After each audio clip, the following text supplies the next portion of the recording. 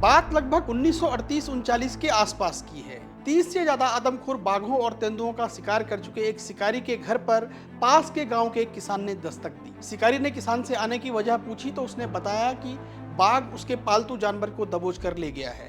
किसान ने शिकारी से उसके साथ चलकर मदद करने की गुहार लगाई। किसान की व्यथा सुनने के बाद शिकारी ने जोर से अपने नौकर को आवाज लगाई। किसान ने सोचा कि शिकारी अपने नौकर से बंदूक मंगवा रहा है, लेकिन उसका अंदाजा गलत निकला। शिकारी ने नौकर से बंदूक के बजाय अपना बटुआ मंगाया और उसमें से कुछ पैसे निकालकर मुआवजे के तौर पर उस किसान को दे दिए और उसे वापस घर भेज दिया। 30 से ज्यादा बाघों का शिकार करने वाले उस शिकारी के इस बर्ताव से किसान पूरी तरह चौंक गया था। उसके बाद जब भी कोई भी व्यक्ति बाघ के आतंक से छुटकारा दिलाने की गुहार लगाने शिकारी के पास पहुंचता, शिकारी अपना बटुआ मंगवाकर उसे इसी तरह कुछ पैसे देकर विदा कर देता। दरअसल उस विख्यात शिकारी ने अब एक भी बाघ को न मारने का संकल्प लेकर उनके संरक्षण को अपना ध्येय बना लिया था। और वह शिकारी कोई और नहीं बल्कि वो प्रसिद्ध शख्सियत थी जिन्हें पूरी दुनिया जिम कॉर्बेट के नाम से जानती है। जबरदस्त शिकारी, प्रकृति और पर्यावरण प्रेमी, शानदार लेखक और बाद में बाघों के संरक्षण के लिए आखिरी सांस तक समर्पित रहे जिम कॉर्बेट की जीवन यात्रा बेहद रोमांचकारी है। गुलामी के जिस दौर में आम भारतीय लोगों के लिए अंग्रेज आतंक का सबब थे, उसी दौर में जिम कॉर्बेट लोगों के लिए किसी मसीहा की तरह थे। जिस दौर में आम भारतवासी गोरों से नफरत करते थे, उसी दौर में यहाँ के लोग जिम कॉर्बेट को गोरा साधु और कारपेट साहब कहकर न केवल सम्मान देते थे बल्कि बेइंतहा प्रेम भी करते थे। सम्मान और बेइंतहा प्रेम के ऐसे ही एक वाकये को प्रसिद्ध लेखक मार्टिन बूथ ने जिम कॉर्बेट की जीवनी में दर्ज किया है। वे बताते हैं कि भारत की आज़ादी के बाद जिम कॉर्बेट ने जब हल्द्वानी छोड़कर केन्या बसने का निर्णय लिया तो राम सिंह नेगी नामक उनका घरेलू सहायक उन्हें छोड़ने लखनऊ स्टेशन तक गया, जहां से कॉर्बेट को बंबई होते हुए केन्या जाना था। ट्रेन में बैठने से ठीक पहले जिम कॉर्बेट ने अंतिम विदा लेते हुए राम सिंह को गले लगाया तो वह फूट फूट कर रोने लगा। जिम कॉर्बेट भी बेहद भावुक हो गए थे। अपने सहायक राम सिंह से कॉर्बेट इतना स्नेह करते थे कि उन्होंने भारत छोड़ने के बाद भी नैनीताल बैंक में अपना खाता बंद नहीं किया और लिख कर दिया कि राम सिंह को उस खाते से हर महीने 10 रुपये निकाल कर दिए जाएं। कॉर्बेट के केन्या जाने के बाद भी राम सिंह को उस खाते से 10 रुपये महीने मिलते रहे। कुछ दिन बाद कॉर्बेट केन्या पहुंच गए, लेकिन जीवन की आखिरी सांस तक उनकी आत्मा में भारत की यादें ही रची बसी रही। उन्होंने अपनी 6 किताबों में से एक का नाम रखा था माई इंडिया। तो आइए आज विख्यात शिकारी जिम कॉर्बेट की पूरी कहानी जानते हैं। नमस्कार, मैं हूं प्रदीप सती और आप देख रहे हैं थर्ड पोल लाइव की विशेष प्रस्तुति जिसका नाम है लाट साहब।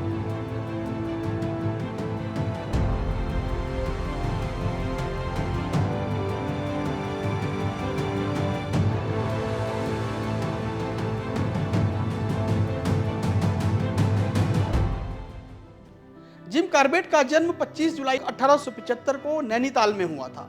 उनके दादा जोसेफ कॉर्बेट सन 1814 में आयरलैंड से भारत आकर यहीं बस गए थे। पहले उनका नाम जेम्स एडवर्ड कॉर्बेट रखा गया था, जिसे बाद में बदलकर जिम कॉर्बेट कर दिया गया। जब कॉर्बेट 6 साल के थे तब उनके पिता का निधन हो गया था। उनके पिता क्रिस्टोफर कॉर्बेट ने 1857 के विद्रोह के दौरान ब्रिटिश फौज में बतौर डॉक्टर सेवा दी थी। जिम कॉर्बेट अपनी मां मैरी जेन कॉर्बेट और बहन मार्गरेट विनफ्रेड कॉर्बेट, जिन्हें प्यार से मैगी बुलाते थे, के साथ नैनीताल में स्थित अपने घर गुरने हाउस में रहते थे। उनका बचपन घर के आसपास के जंगलों में तीर कमान और गुलेल से निशानेबाजी सीखने में बीता। 18-19 बरस की उम्र में उन्होंने पढ़ाई छोड़ दी और Bengal and North Western Railway में फ्यूल इंस्पेक्टर के तौर पर भर्ती हो गई। 20 साल तक रेलवे में नौकरी करने के बाद उन्होंने रिटायरमेंट ले लिया और फिर रेलवे में ही ठेकेदारी शुरू कर दी। इसी दौरान खाली समय में वे अपने निशानेबाजी के शौक को भी पूरा करते रहते थे। जिम कॉर्बेट के शिकारी बनने की शुरुआत 31 मई 1907 को हुई, जब उन्होंने पहली बार एक नरभक्षी पर निशाना साधा था। तब कॉर्बेट की उम्र 32 वर्ष थी। वह वाकया चंपावत का था, जहां के दर्जन भर से ज्यादा गांव लंबे समय से एक नरभक्षी बाघ के आतंक के साये में जीने को मजबूर थे। वह नरभक्षी पिछले कुछ वर्षों में सैकड़ों लोगों को निवाला बना चुका था। उस बाघ का शिकार कर कॉर्बेट ने लोगों को बड़ी राहत दिलाई। उसके बाद उन्होंने चंपावत में अलग अलग जगहों पर 7 और नरभक्षी बाघों का शिकार किया। इस तरह जिम कॉर्बेट की ख्याति अचूक शिकारी के रूप में पूरे कुमाऊं में फैलने लगी और नरभक्षी के आतंक से परेशान लोग उन्हें अपने अपने इलाकों में बुलाने लगे। इस बीच जब प्रथम विश्व युद्ध छिड़ा तो जिम कॉर्बेट मित्र देशों की तरफ से सैन्य अभियान में शामिल हुए। वे कुमाऊं क्षेत्र से करीब 500 मजदूरों को फ्रांस ले गए।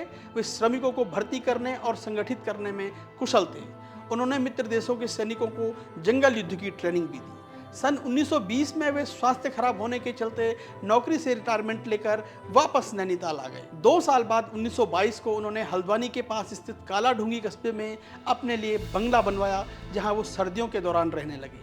अब म्यूजियम के रूप में तब्दील हो चुके उस बंगले में उनकी तमाम निशानियां संरक्षित हैं, जिन्हें देखने वर्ष भर लोग आते रहते हैं। बहरहाल, नौकरी से रिटायरमेंट लेने के बाद जिम कॉर्बेट फिर से आदमखोरों का शिकार करने में जुट गए और लोगों को राहत दिलाने लगे। 3 दशक की अवधि में जिम कॉर्बेट ने 30 से ज्यादा आदमखोरों का शिकार किया।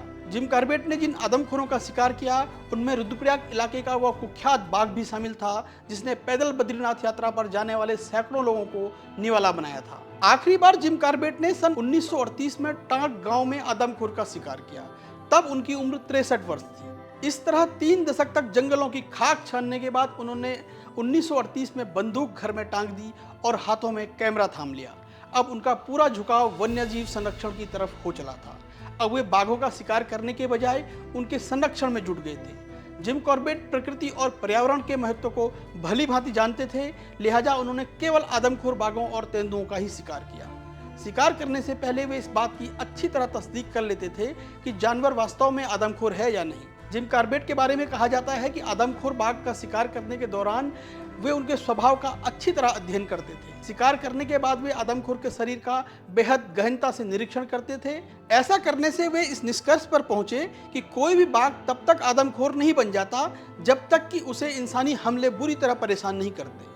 जिम कॉर्बेट कहते थे कि इंसानी हमलों से बुरी तरह चिढ़ने के बाद ही बाघ गुस्से में प्रतिक्रिया देता है और इस तरह आदमखोर बन जाता है। एक बार चंपावत में एक मादा आदमखोर बाघिन के शिकार के बाद कॉर्बेट ने उसके मृत शरीर का मुआयना करने पर पाया कि कुछ साल पहले मुंह में गोली लगने के चलते उसके दांत छत विछत हो चुके थे, जिस कारण वह सामान्य रूप से शिकार नहीं कर पा रही थी। ऐसे में धीरे धीरे उसने इंसानों का शिकार करना शुरू किया और नरभक्षी बन गई। अपने अध्ययन और अनुभव से कॉर्बेट ने लोगों को बाघ और तेंदुए के स्वभाव में होने वाले फर्क से भी परिचित कराया। उन्होंने बताया कि बाघ जब आदमखोर हो जाता है तो उसके मन में इंसानों का डर खत्म हो जाता है। यही वजह है कि वह दिन में भी हमला करने से नहीं घबराता। वही तेंदुए के मन में इंसानी डर हमेशा बना रहता है, लिहाजा वह ज़्यादातर हमला रात के अंधेरे में करता है।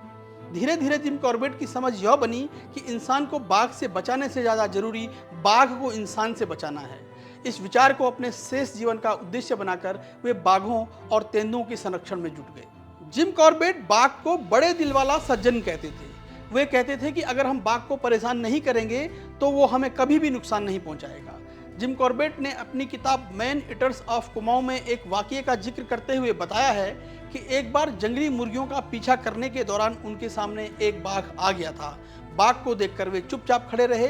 बाघ ने उन्हें देखा और फिर पीछे मुड़कर वापस चला गया। जिम कॉर्बेट को स्थानीय लोग बेहद प्रेम करते थे और कॉर्बेट साहब के नाम से बुलाते थे।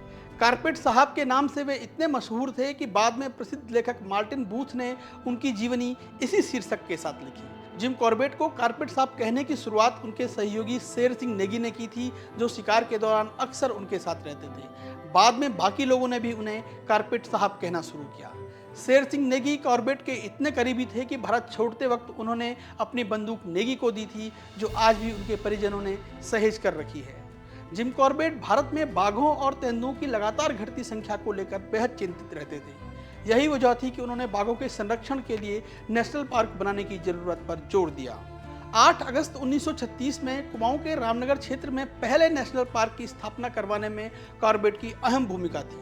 इस पार्क का नाम हैली नेशनल पार्क रखा गया था। बाद में 1857 में कॉर्बेट की स्मृति में इसका नाम बदलकर जिम कॉर्बेट नेशनल पार्क कर दिया गया। जिम कॉर्बेट पढ़ने लिखने के भी खूब शौकीन थे। उन्होंने कुल 6 किताबें लिखी। सन 1943 में उन्होंने जंगल स्टोरी शीर्षक के साथ अपनी पहली किताब प्रकाशन के लिए ऑक्सफोर्ड यूनिवर्सिटी भेजी, जहां किताब का नाम बदलकर मैन ईटर्स ऑफ कुमाऊं रख दिया गया। साल 1948 में उनकी दूसरी किताब man eaters leopard of Rudraprayag प्रकाशित हुई। 1952 में उनकी तीसरी किताब माई इंडिया प्रकाशित हुई, जिसमें उन्होंने भारत में रहने के तमाम यादगार अनुभवों को समेटा है। इस किताब में उन्होंने अपनी जन्मभूमि कुमाऊं के लोगों के आत्मीय व्यवहार का बेहद खूबसूरती के साथ वर्णन किया है। उन्होंने लिखा है, मुझे यह बात जानकर आश्चर्य होता है कि दुनिया के किसी छोटे भाग में जब एक अजनबी जाता है जिसके साथ वहां आने का कारण वहां के लोगों को नहीं पता है, फिर भी उनके द्वारा किया जाने वाला वैसा आतिथ्य सत्कार मिलना संभव न होगा जैसा कुमाऊं में मिलता है। भारत की आज़ादी के बाद जिम कॉर्बेट केन्या में बस गए थे। उन्होंने वहां न्येरी शहर में जंगल के बीच 30 फुट ऊंचाई पर एक झोपड़ी बनाई जिसका नाम ट्री टॉप्स रखा। इस शीर्षक के साथ उन्होंने अपनी अंतिम किताब लिखी जो उनके निधन के बाद प्रकाशित हुई। 19 अप्रैल 1955 को 80 वर्ष की उम्र में जिम कॉर्बेट ने केन्या में अंतिम सांस ली। न्येरी शहर के सेंट पीटर चर्च में स्काउट गाइड के प्रणेता लॉर्ड बेडन पावल की कब्र के पास उन्हें दफनाया गया। जिम कॉर्बेट को इस दुनिया से गए 7 दशक बीतने को हैं, मगर अपने चाहने वालों के मन में वे हमेशा जिंदा रहेंगे। तो ये थी विख्यात शिकारी और बाद में वन्य जीव संरक्षण के बड़े हिमायती जिम कॉर्बेट की कहानी। ये कहानी आपको कैसी लगी हमें कमेंट करके अपनी प्रतिक्रिया देकर ज़रूर बताइएगा, और इस वीडियो को लाइक कीजिएगा और लोगों तक पहुंचाने के लिए शेयर कीजिएगा, चैनल को सब्सक्राइब कीजिएगा। बहुत जल्द मुलाकात होगी एक और कहानी के साथ, तब तक के लिए धन्यवाद।